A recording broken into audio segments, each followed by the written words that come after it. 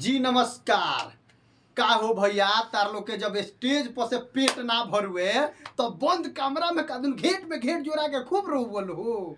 अरे वाह, माने एक हम क्या करी, हम ताली बजाई या कि दोनों हाथ ताली बजा के हंसी? एक तो देखिए, एक तरह से तालियों बजाई या एक तरह से ताली बजा के हंसबो करी। कैसे कि वर्षों के बिछड़ल जोड़ा जो अपने में दोनों में बार करत रहलो, एक बाइक मिल के एक बाइक हैंग चेंजिंग एकदम माने ओकरा के कहल जाए एक तरह से अच्छो बा, एक तरह से मतलब ठीको नहीं लागत। अब एमे केकर का विचार बा, अपन अपन सबके विचार रखी, लेकिन ठीक ऐसे नहीं लागत कि पावर स्टार पवन सिंह कौनो बात हो गई बा, निमन चाहे गलत चाहे सही, हमेशा छोटे भाई कह के सम्मान दिले बड़े, चाहे कहले जो मेरा छोटा भाई है हम लोग इंडस्ट्री है।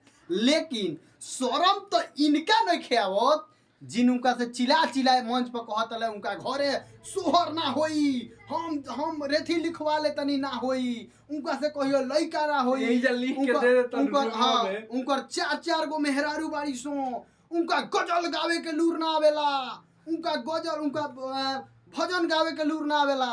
ओकरा बाद कहतरन कि उ गोबर सिंह हमन, उ दारू पिएले। ओकरा बाद तारा शर्म ना हुए के सामने बैठे में हो?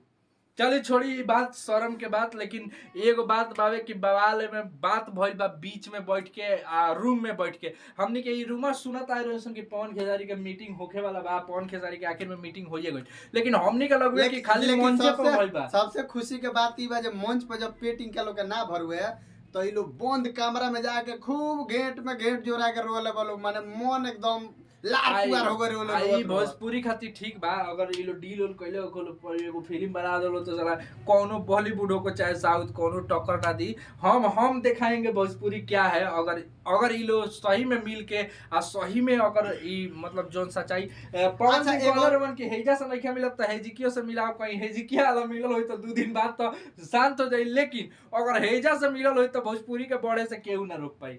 हेजा से हमरा उम्मीद नहीं है, काहे कि देखमी हम वीडियो और ही कुछ कहत नहीं है रउरा के बारे में पता ना कहत नहीं है, लेकिन देखिए अबे ना कहत नहीं है